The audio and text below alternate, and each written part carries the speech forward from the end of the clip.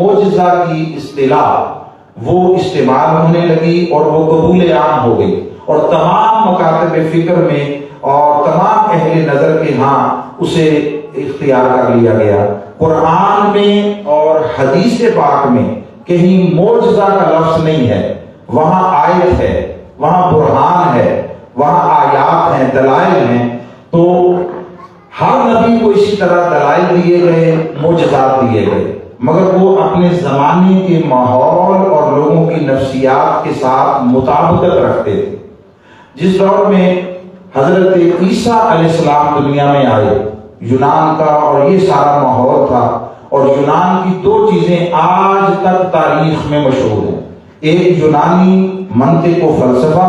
اور ایک یونانی طب و حکمت۔ وہ جو منطق و فلسفہ ہے وہ اپنے عروج و زوال کے مرحلے طے کرتا ہوا بالآخر کم و بیش بس ایک تاک نسیاں کی زینت بن کر رہ گیا ہے، اور وہ صرف کسی خاص موقع پر بطور سبجیکٹ پڑھا جاتا ہے۔ مگر جو یونانی طب و حکمت ہے وہ آج بھی انسانی زندگی میں مؤثر ہے، افیکٹو ہے، اور اس کے مختلف وہ جالینوس کے اور بکرات کی معجونیں یہ آج بھی اس ناموں سے دنیا میں چیزیں بیچی جاتی ہیں اور بکتی ہیں۔ تو وہ طب و حکمت کے عروج کا دور تھا۔ تو اللہ رب العزت نے حضرت عیسیٰ علیہ السلام کی شکل میں اپنے جس پیغمبر نبی اور رسول کو بھیجا اس کو معجزات دیے۔ اب ان معجزات کی مطابقت تھی اپنے زمانے کے ماحول کے مطابق، چونکہ طب و حکمت کے عروج کا زمانہ تھا۔ تو حضرت عیسیٰ علیہ السلام کوڑی کو ہاتھ لگاتے اس کا کوڑ ٹھیک کر دیتے، آپ کسی برس زدہ خلبہری کے مریض کو ہاتھ لگاتے اس کا مرض دور ہو جاتا، آپ کسی مادر زاد اندھے اور نابینا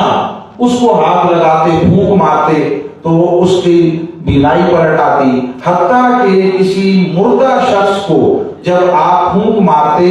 اور اس کو قم بإذن اللہ کہتے تو وہ اللہ کے امر سے زندہ ہو کر کھڑا ہو جاتا۔ یہ ساری چیزیں اپنے زمانے کے اس ماحول اور لوگوں کی نفسیات سے مطابقت رکھتی تھی۔ پھر کوئی زمانہ ایسا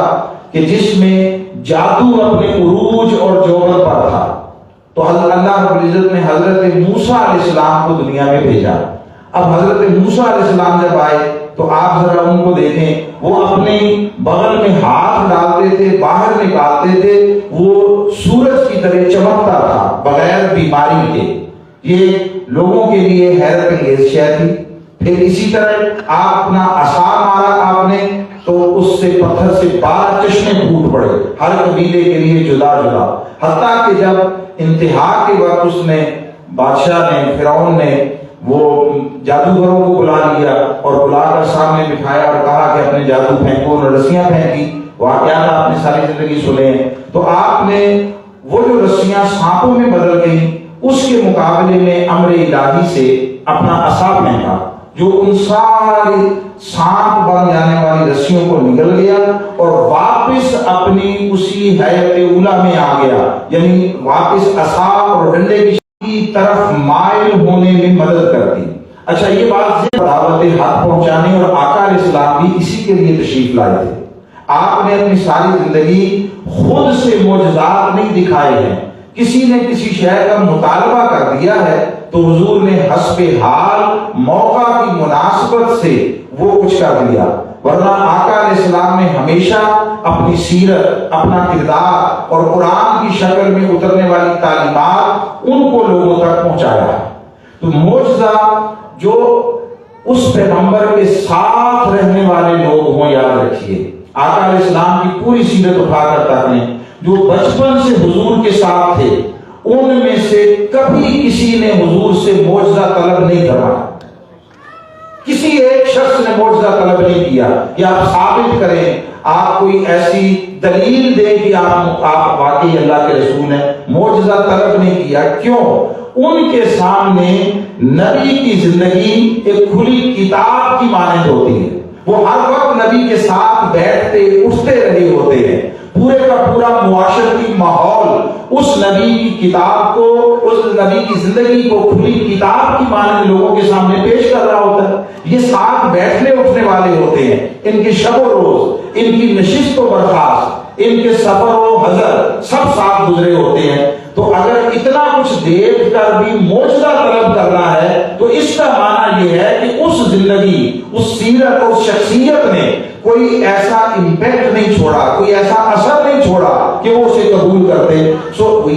یہ شخصیت کا اثر ہر نبی کا اور تاجدار کائنات صلی اللہ علیہ وسلم کا خصوصیت کے ساتھ اتنا گہرا، اتنا انمٹ اور اتنا دائمی ہوتا تھا کہ کسی نے کبھی حضور علیہ الصلوۃ والتسلیم سے معجزہ طلب نہیں کیا جو ساتھ بیٹھنے اٹھنے والے تھے۔ آدمی کا سب سے زیادہ قریبی رشتہ جس میں کوئی پردہ نہیں ہوتا، کوئی حجاب نہیں ہوتا، وہ میاں بیوی کا رشتہ ہوتا ہے، زوجین کا رشتہ ہوتا ہے۔ آقا علیہ السلام نے جب اعلان نبوت کیا تو روئے زمین پر سب سے پہلے ایمان لانے والی شخصیت آقا علیہ السلام کی زوجہ مطہرہ حضرت خدیجہ الکبریٰ رضی اللہ تعالی عنہا، اور صرف ایمان نہیں لائی ہے، انہوں نے آقا علیہ السلام کی سیرت کی گواہی دی ہے، اور وہ سیرت کی گواہی ساری کی ساری حضور کے معاشرتی کردار کے متعلق ہے۔ آپ جہاں جہاں آقا علیہ السلام کا تذکرہ ہوا حضرت خدیجہ کی زبان سے آپ پڑھیں، آپ کو کہیں پر کثرت عبادت کا تذکرہ نہیں ملے گا،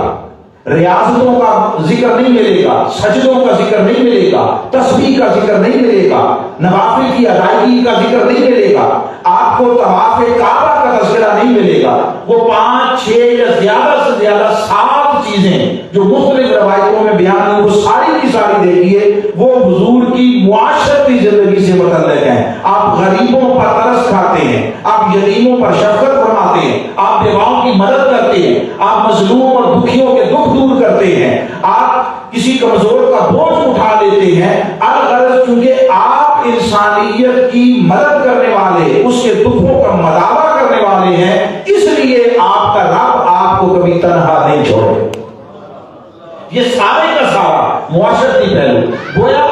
ہر نبی کی طرح حضور علیہ الصلوۃ والتسلیم کی زندگی بھی بکمال و تمام ان اعلیٰ معاشرتی محاسن کا مجموعہ تھی کہ جو حضور کے ساتھ قریب ترین رشتہ تھا حضرت خدیجہ الکبریٰ رضی اللہ تعالیٰ۔ اور یاد رکھیے کہ یہ حضور کے ساتھ شناسائی، حضور کے ساتھ رفاقت 2 مرحلوں میں 20 سالوں پر مشتمل تھی۔ 15 سال تو تھے شادی کے بعد کے،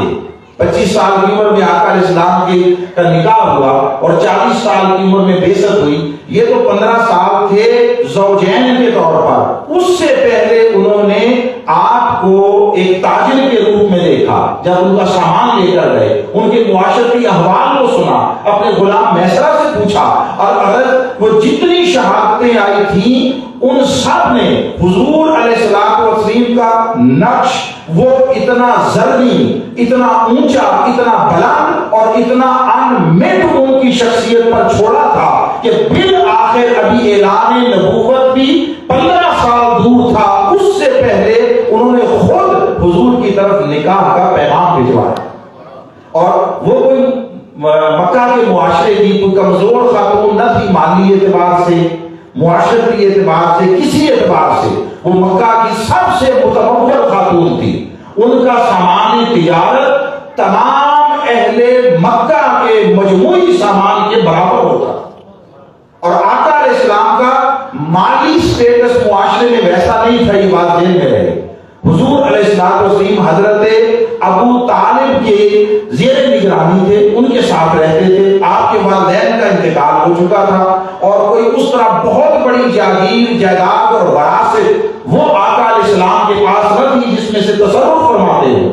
اس حال میں حضرت خدیجہ الکبریٰ رضی اللہ تعالیٰ عنہ کا حضور کو پیغام نکاح بھیجنا، یہ آقا علیہ السلام کی عظمت کردار کا ان کی طرف سے کھلا اعتراف تھا، تسلیم کیا جانا تھا۔ یہ بات ہم اس لیے کر رہے ہیں کہ ہم جدھر جانا چاہ رہے ہیں، خاص پہلو ہے موضوع کا، وہ یہ کہ اللہ رب العزت نے ہر نبی کو اپنے اپنے زمانے کے مطابق معجزات دے کر بھیجا۔ حضور علیہ الصلوۃ والتسلیم کو اللہ رب العزت نے معجزہ دے کر بھی بھیجا ہے، معجزہ بنا کر بھی بھیجا ہے۔ آقا علیہ السلام کی ذات، شخصیت، سیرت و کردار وہ ہر اعتبار سے اتنا محیر العقول ہے، اتنا انسانی عقل کو عاجز کر دینے والا ہے، اور انسانی عقل